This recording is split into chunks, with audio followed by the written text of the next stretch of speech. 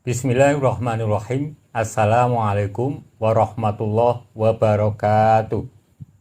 Alhamdulillah, assalatu wassalamu ala rasulillah wa ala alihi wa sahbihi wa man wala. Usikum wa iyaya bittaqwallah faqad fazal muttaqun. Ikhwani fiddin rahimakumullah. Selamat berjumpa kembali. Semoga kita semuanya selalu diberi kesehatan, dilancarkan rezekinya, dijamin menjadi hamba Allah yang baik-baik, kemudian dipanjangkan umurnya, barokah, manfaat, fiddin, wa dunya, wal akhirah. Amin. Ikhwani fiddin rahimakumullah, kita telah tahu bahwa di bulan Ramadan ini setan-setan dibelenggu sehingga tidak mampu lagi untuk menggoda hamba Allah yang beribadah, atau lebih khusus bagi hamba Allah yang beriman. Namun yang dibelenggu itu adalah setan-setan yang dari jin. Kita telah tahu bahwa setan itu minal jinnati wanas, bisa dari jin dan bisa dari manusia.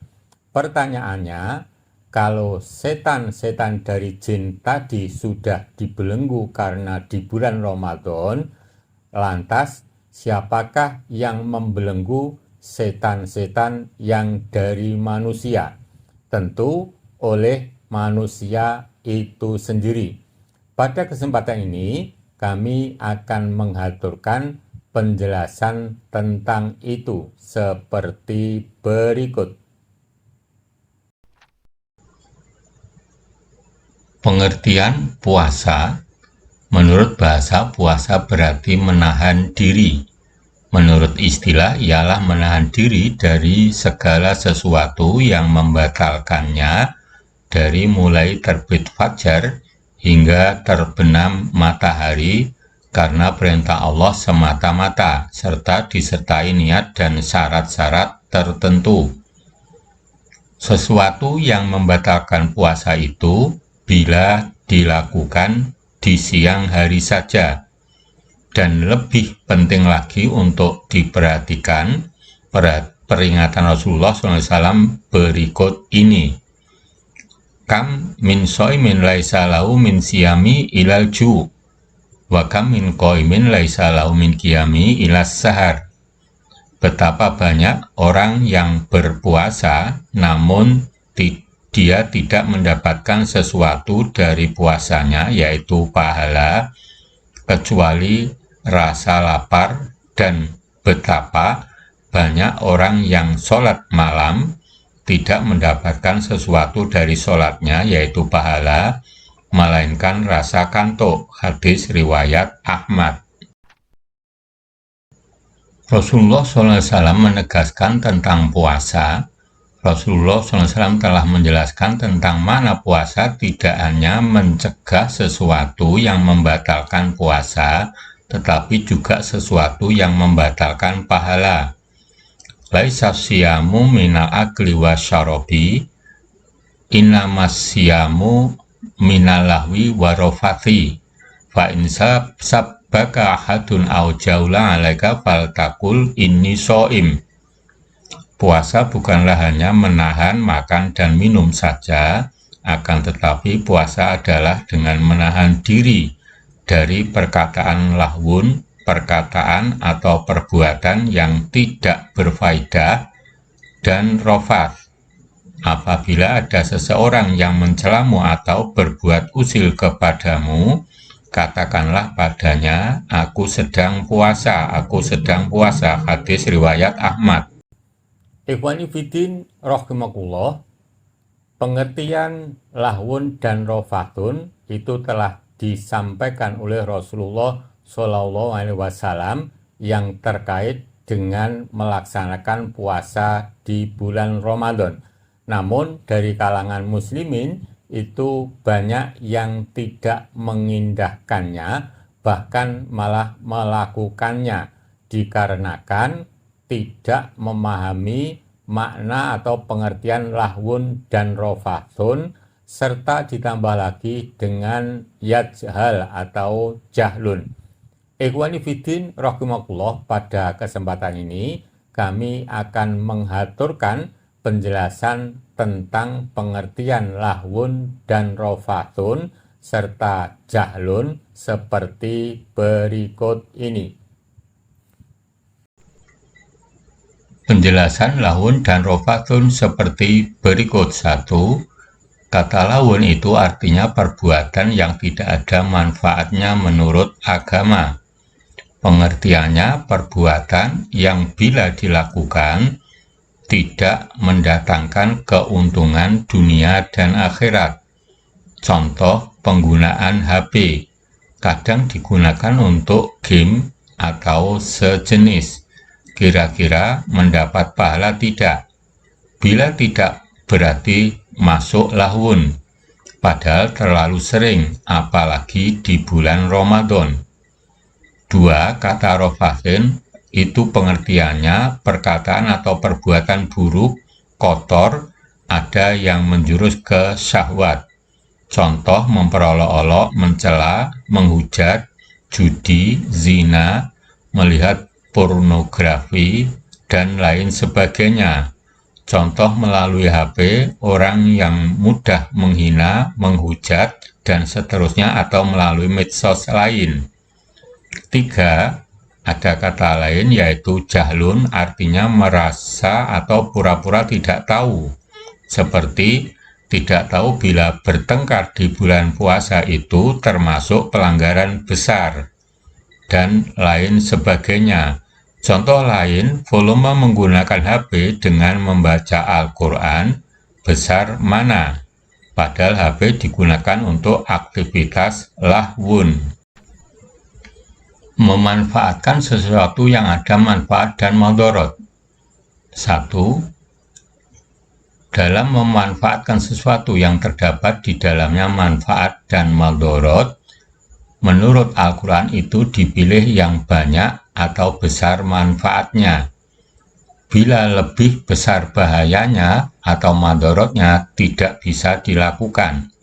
Contoh, mengapa khamr dilarang dalam Al-Quran? Karena madharatnya lebih besar dari manfaatnya. 2. Memanfaatkan HP. Selama dimanfaatkan sesuai aturan agama, maka tidak masalah dan mendapat pahala. Tetapi kalau tidak sesuai aturan agama dan tidak menimbulkan keuntungan akhirat, itu termasuk dosa. Min husni islamil mar'i tarkuhu ma la ya'ni. Termasuk Islamnya seseorang itu bagus, mampu meninggalkan hal-hal yang tidak penting menurut agama. Hadis riwayat Muslim. Ikhwani fiddin arsadakumullah, meskipun sekarang sudah bulan Ramadan, namun masih banyak dari kalangan muslimin yang benar-benar belum mengetahui apa yang dianjurkan oleh Rasulullah SAW. Kadang dengan asiknya, dengan HP-nya, itu melakukan hal-hal yang kurang membawa keberuntungan dunia akhirat. Itu dari makna dari lahwun, yaitu melakukan sesuatu yang tidak menimbulkan keberuntungan atau pahala baik dunia maupun akhirat, karena ketidaktahuannya tentang anjuran di bulan Ramadan dari Rasulullah SAW yang seharusnya dilakukan oleh umat Islam terutama di bulan Ramadan. Ikhwani fiddin rahimakumullah, pada kesempatan ini kami akan menghaturkan penjelasan tentang anjuran-anjuran yang seharusnya dilakukan di bulan Ramadan ini oleh umat Islam. Penjelasannya seperti berikut. Anjuran membaca dan mempelajari Al-Quran. Iqra'ul Qur'ana fa'innahu ya'ti yaumal qiyamati syafi'an li sahibi. Bacalah Al-Quran karena sesungguhnya Al-Quran akan datang di hari kiamat memberi syafaat kepada pembacanya. Hadis riwayat Bukhari. Wa majtama'a qaumun min fi baitin min buyutillah yatluna kitaballah wa yatadarasunahu bainahum illa nazarat alaihimus sakinah wa ghasyiyatuhumur rahmah wa hafathumul malaikah wa dzakarahumullahu fi man indah. Tidaklah suatu kaum berkumpul di masjid membaca Al-Quran dan mempelajarinya, melainkan akan turun kepada mereka ketenangan, dilimpahkannya rahmat, dikerumuni para malaikat, dan akan dipamerkan Allah di hadapan penduduk langit. Hadis riwayat Muslim. Penjelasan hadis, dengan membaca Al-Quran dan mempelajarinya akan mendapat seperti berikut. 1. Syafaat di hari kiamat. 2. Ketenangan di hatinya atau batinnya. 3. Diliputi oleh rahmat. 4. Dikerumuni oleh para malaikat.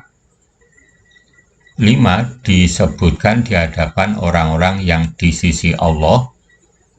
6. Dipamerkan di hadapan penduduk langit dan mereka mengaguminya. 7. Dihapus dosa-dosanya dan ditambah pahalanya. 8. Didoakan oleh seluruh makhluk kecuali jin dan manusia.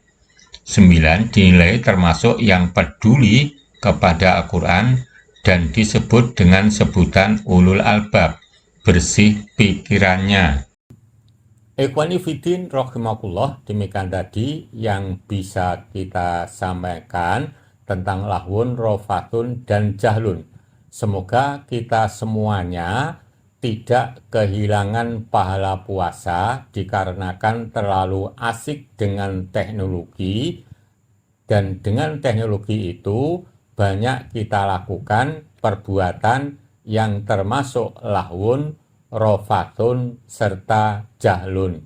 Amin. Semoga seluruh urusannya juga dimudahkan oleh Allah. Billahi taufiq wal hidayah. Assalamualaikum warahmatullahi wabarakatuh.